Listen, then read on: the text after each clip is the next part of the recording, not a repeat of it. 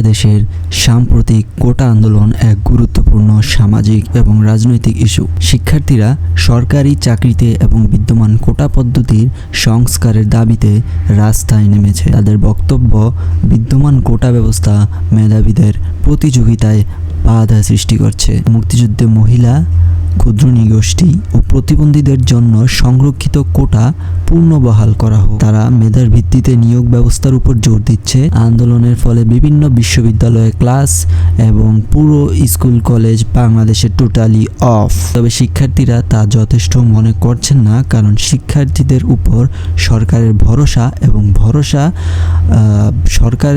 শিক্ষার্থীর উপর সরকারের ভরসা নেই।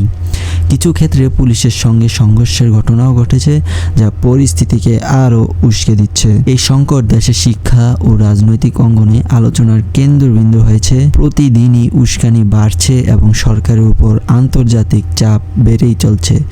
অবশেষে এই আন্দোলন বাংলাদেশের শিক্ষার্থীদের জন্য নতুন মুখ খুলবে, নতুন চাকরির ব্যবস্থা হবে এবং পুরো সিস্টেমের বিরুদ্ধে একটি অন ফায়ার লাইন ক্রিয়েট হবে।